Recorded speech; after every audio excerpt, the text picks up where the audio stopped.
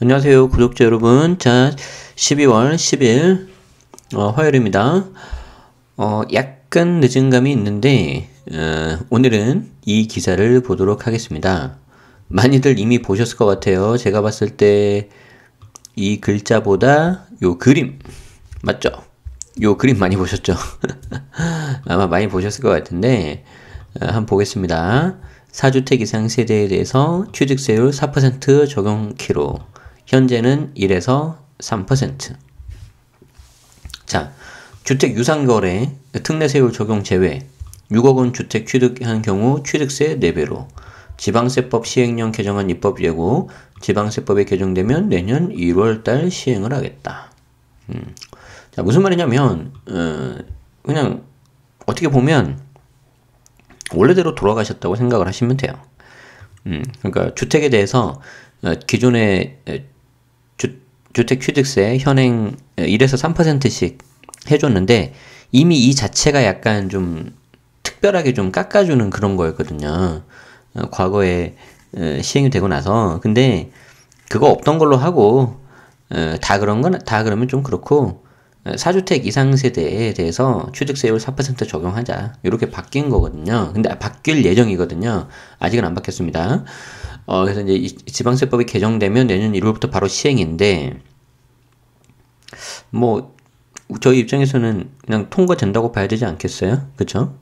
그렇기 때문에 일단 통과된다고 보시는 게 나을 것 같고, 어떻게 바뀌는지 한번 봅시다. 자, 앞으로 4주택 이상 다주택 세대는 주택 유상거래 시 취득세율이 현재 1에서 3%에서 4%로 올라간다. 특히 6억 원 이하 주택을 추가로 매입하는 경우 취득세는 기존의 4배가 된다. 굉장히 자극적이죠. 그래서 4주택 이상 다주택 세대 그래서 취득세율이 인상된다는 거죠. 현재는 1에서 3%인데 이게 이제 어떻게 바뀐다고요? 4%로 올라간다는 거죠. 자, 어떻게 보면 이게 올라간다는 표현은 좀 그래요. 원래 예전에 했던 대로 이제 돌아간다는 건데, 자, 8일 행정안전부에 따르면 4주택 이상을 취득하는 세대의 경우, 세대, 현재의 주택 유상거래 취득세율 대신 일반 부동산 취득세율 4%를 적용하는 내용의 지방세법 시행령 일부 개정안이 최근 입법 예고됐다. 그러니까 입법 예고됐으니까 아직 최종 된 건 아니고 정상대로 진행이 되면 국회에서 통과가 되면 되겠죠. 자, 개정령 안의 골자는 1세대 4주택 이상에 해당하는 주택을 취득하는 경우 주택 유상거래 특례세율 적용 대상에서 제외하는 것이다. 현재 주택 유상거래 취득세율은 2013년 서민 주거 안정을 목적으로 도입된 감면특례에 의해서 부동산 취득세 기본세율보다 낮은 1에서 3%가 적용되고 있다. 잠시만요. 저희 애가 그 독감이 걸렸었는데 이제 거의 다 나았어요. 그런데 제가 조금 상태가 안 좋습니다. 그래가지고 이게 약속도 좀 취소하고 좀 왔는데 아무튼 지금 따뜻한 물을 마시면서 좀 여차 싶으면 바로 내일은 좀 병원을 가든지 좀 그래야 될 것 같아요. 여러분들도 감기 조심하시기 바랍니다. 자, 어쨌든 다시 돌아와서 일반적인 부동산의 취득세는 4%예요. 그런데 이거를 2013년도에 서민 주거 안정을 목적으로 이제 감면 특례 가지고 이제 1에서 3%가 적용이 돼서 지금까지 쭉 오고 있는데 6억 원 이하는 1%, 6억 원에서 9억 원은 2%, 9억 원 초과는 3%예요. 물론 이거 다운 계약서를 막기 위해서 6억에서 9억 요 사이를 세분화시켜서 100만 원 단위로 해가지고 다 나눴죠. 그래서 이제 우리는 이 가운데 있는 가격 얼마죠? 7억 5천. 7억 5천보다 미치면 취득세가 더 작게 나오는 것이고 2%가 안 되는 거고 7억 5천보다 더 높으면 이제 높은 건데 더 많아지는데 여기에 이제 또 하나가 생긴 거예요. 1세대 4주택 이상 여기 이제 1세대로 해야 되겠죠. 더 정확하게 이 경우에는 취득세가 이런 감면 특례가 안 된다. 그러니까 어떻게 보면 기사가 조금 약간 자극적이긴 해요. 요 기사는 틀린 거 없네. 근데 여기 막 내용 보면은 막 취득세가 올라간다 이 말이 엄밀히 말하면 감면이 안 되고 원래대로 돌아간다 이렇게 보시는 게 더 맞을 것 같아요. 자, 어쨌든 이렇게 해서 도입된 건데 이런 경우에 다주택자가 주택을 취득할 때도 취득세 감면 혜택을 주기 때문에 서민 주택난을 가중할 우려가 있다. 조세 형평성을 저해한다. 그런 지적이 있었다는 거죠. 자, 그래서 이를 개선하고자 1세대 4주택 이상은 주택 유상거래 시 일반 부동산 취득세율과 같은 4%를 적용하려는 것이 개정안의 취지예요. 자, 그럼 보세요. 여기서는 1세대 4주택 이상이기 때문에 4주택부터라는 거죠. 자, 그래서 보세요. 3주택을 갖고 있던 세대가 6억짜리 주택 하나를 더 매입해 4주택을 보유하게 되는 경우에는 이때는 감면 특례가 적용되는 1%가 아니라 4%가 되는 거죠. 이에 따라 취득세는 600만원에서 2,400만원으로 늘어나게 되는 거죠. 자, 여기에 만약에 8억 원 주택을 추가로 매입하면 1,600만원, 2%가 아니라 4%인 3,200. 그리고 10억 원 주택을 추가 매입하는 경우에는 3%, 즉 3천만 원이 아니라 4천만 원으로 각각 취득세가 증가한다. 자, 현재 국회 본회의 심의를 앞둔 지방세법 개정안의 세부 내용을 담은 것으로 지방세법 개정안이 연내 본회의를 통과하면 법제처 심사와 차관 국무회의를 거쳐서 내년 1월 1일부터 시행된다. 자, 그래서 아직 최종 확정은 안 됐다는 건데 된다고 보시는 게 맞겠죠. 그래서 이제 현 주택 유상거래 세율은 서민주거 안정을 위해서 주거 목적 주택에 한해 취득세를 감면한 건데 이번 개정령안은 특례로 세제 지원을 할 필요가 없는 부분에 대해서 원칙대로 세율을 적용하도록 하자는 취지로 마련된 건가? 아까 말씀드렸잖아요. 그러니까 지금까지 서민 주거 안정을 위해서 취득세를 좀 특례로 감면을 해준 건데 이제 다주택자인 경우에는 이거 가만히 놔둬도 되겠냐? 그래서 이제 이게 4주택 이상인 경우에는 감면을 안 해주겠다라는 거죠. 뭐 개정령 안에는 재산세 분납 기준액을 500만 원이 아니라 250만 원으로 낮춰서 납세자 부담을 줄인 내용도 담겨 공개. 요거하고 좀 다른 거예요. 그리고 사업주가 되는 주민세 종업 업무를 산정할 때 6개월 이상 육아휴직 종업원의 육아휴직 기간 및 복직 후 1년간의 급여를 과세 표준에서 제외해서 육아휴직자 계속 고용 시 인센티브를 주는 내용도 포함됐다. 뭐 이거는 이제 뭐 다른 내용이니까 특별히 관심 안 가셔도 될 것 같고 해당되는 사람만 보시면 될 것 같고요. 자, 이 기사만 보면 뭐 그냥 그렇죠. 근데 여기 이제 제가 이제 그날 뭐 강의도 저도 있었고요. 이렇게 뭐 바빠가지고 못했는데 되게 이제 저희 이제 수강생 분들도 그렇고 이제 질문들을 많이 주셨어요. 자, 그럼 이 경우에 지분을 가지고 있으면은 1주택수를 가지고 있는 걸로 보는데 그럼 만약에 부부 공동명의 하면 각각 1주택이니까 합하면 즉 세대 기준으로 2주택? 이건 말이 안 되죠. 이건 말이 안 되죠. 그러니까 이제 동일 세대라면 지분 공유하더라도 1주택으로 봐서 카운트 할 것 그럴 거예요. 요거는 좀 이제 최종 확정이 되고 나서 좀 세부 내용을 봐야 되는데 그럼 예를 들어서 양도세도 똑같잖아요. 내가 만약에 집이 하나가 있는데 우리 집이 집 한 채인데 이거를 남편 명의 지분 반 아내 명의 지분 반 하면은 내가 그거 합치니까 같은 세대니까 1주택이지. 예를 들어서 지분을 하나 가지고 있다고 해서 내가 남편도 1주택, 아내도 1주택이니까 합치면 2주택이다? 그럼 없던 집에 내가 생기는 건가? 이런 마술이. 그럼 나 순간적으로 다주택자가 되고. 이건 아니죠. 그런데 다만,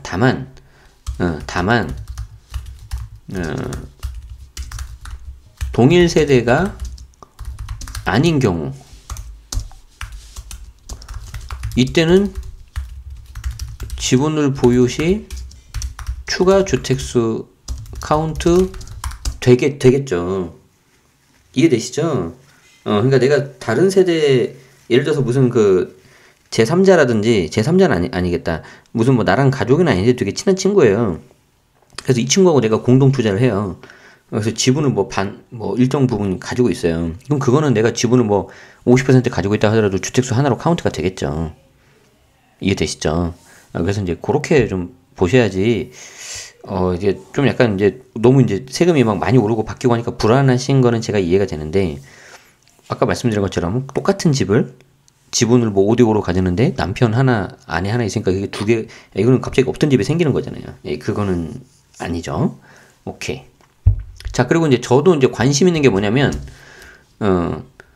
등록 임대주택은, 등록 임대주택은 과연 어떻게 될 거냐.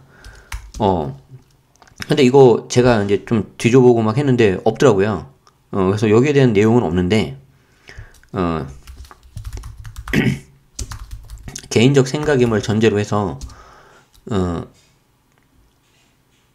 임대주택 등록은 빠지지 않을까 싶어요.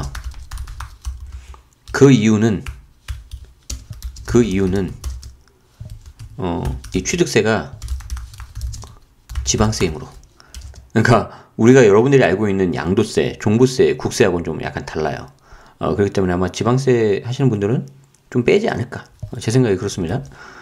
그리고 또 하나는 뭐 이게 뭐 임대주택 등록 유도 뭐 등 이런 이유가 있겠죠. 그래서 여기 말씀드린 것처럼 개인적인 생각입니다. 근데 이렇게 돼야지 맞지 않겠어요? 만약에 안 빼준다? 안 빼주면 안 빼주는 거죠.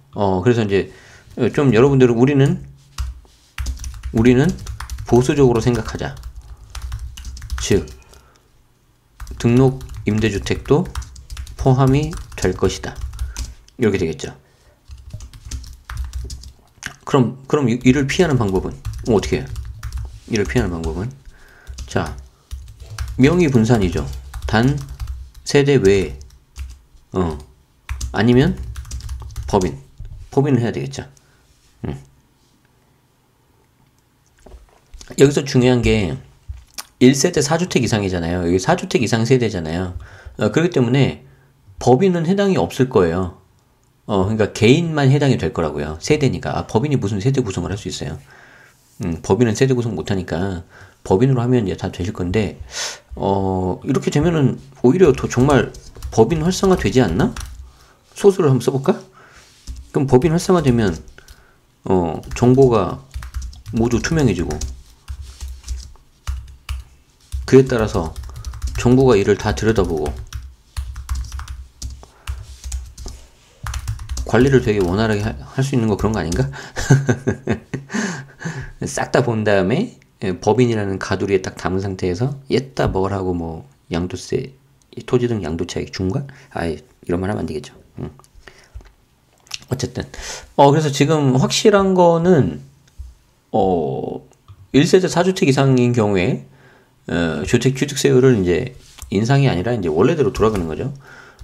원래대로. 즉 감면 혜택 없애겠다. 요거잖아요. 그죠? 그리고 이제 요거는 확실한 거고요. 지분에 대해서도 각각 지분을 가지고 있으면 뭐 하나씩 주택을 가지고 오는 거 보는데, 같은 세대면은 부부 공동명 이런 거면은 1주택으로 보겠죠. 근데 이것도 한번 보자고요. 추후 확인 필요. 또 이게 또 막 그렇다더라고 단정 지으시면 안 돼요. 세법에는 그렇게 막 좀 조심해 보셔야죠. 당연히 근데 동일세대가 아닌 경우에는 조심하셔야 되고요. 자, 그리고 등록 임대주택은 요거는 좀 안 나와 있어요. 근데 빼야 되지 않을까 싶어요. 제 생각에 빼야 될 거다. 그렇지만 우리는 보수적으로 생각하자. 그래서 요렇게 좀 보시면 될 것 같아요. 자, 그러면은 좀 다른 이야기이긴 한데, 이제 앞으로 이게 어떤 영향을 미칠 거냐 그거잖아요. 그러면은 다주택자들은 이제 앞으로 더 관망세가 짙어지겠죠. 그렇지 않아도 지금 세부담도 크고 뭐 못하게 되는데 거래 비용이 너무 커져 버리잖아요. 원래대로 돌아가는 거지만 이게 사람이 그래요. 뭔가 이렇게 혜택을 받고 있다가 그게 뺏기면 굉장히 좀 손해보는 느낌이 나거든요. 그렇기 때문에 원래 이게 4%였는데 좀 혜택을 받아서 내가 1%, 2%라고 생각을 안 하고, 그냥 나는 현재 1%, 2%였는데 4%로 올리니까 난 싫어. 요 생각만 해요. 사람들이 보통. 그럼 거래가 될까 안 될까? 안 되겠죠. 자, 그럼 다주택자들이 거래가 안 되면은 전세가 나올까 안 나올까? 전월세가 안 나오겠죠. 그러면 무주택자들 같은 경우에는 더 이제 좀 막 불안하겠죠. 막 이게 임대차 시장이 더 안 좋아지니까. 그리고 지금 이 전날 영상 보여드렸지만 KB 지수 보니까 특히 서울 수도권 전세가 지금 계속 오르잖아요. 예상을 했지만 우리가 그래서 참 이게 걱정이다.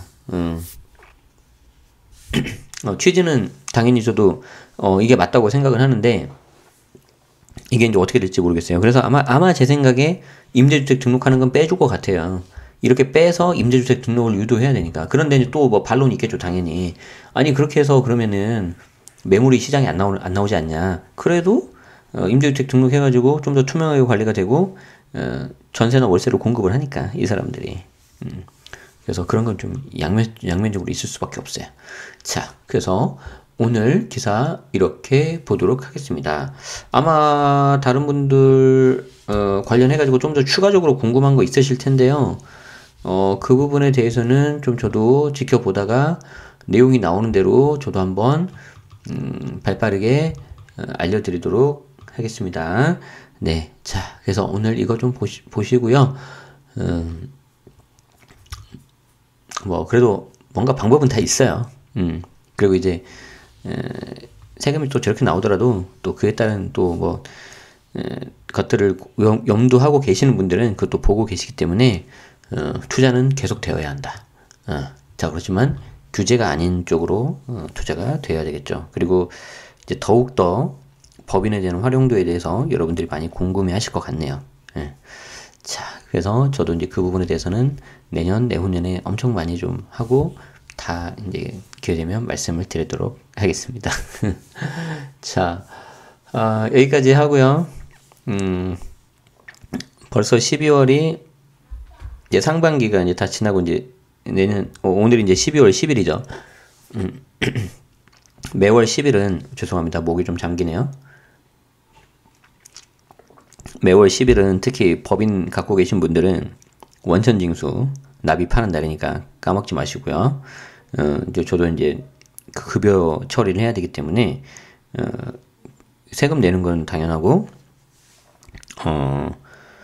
뭐 또 해야 되죠? 사대보험 이것도 다 내셔야 됩니다. 그래서 그런 거 잘 잊지 마시고 늦지 마시고 잘 챙기시기 바랍니다. 법인은 굉장히 유용하고 좋긴 하지만 그에 따라서 알아야 될 것도 굉장히 많이 있어요. 그러니까 좀 그렇게 접근하시면 좋겠고요. 아까도 말씀드렸지만 어떻게든 방법은 나와요. 이게 사람은 또 거기에 맞춰서 살게 돼 있고 그렇기 때문에 막 너무 막 이렇게 겁먹지 마시고 또 여기 돼서 이제 뭔가 또 방법을 찾으면 되니까 그래서 한번 일단 좀 지켜보시죠. 너무 이렇게 좀 막 비관적으로 생각하지 마시고 아시겠죠? 더 좋은 물건 찾아서 더 많은 수익률 내면 되는 거예요.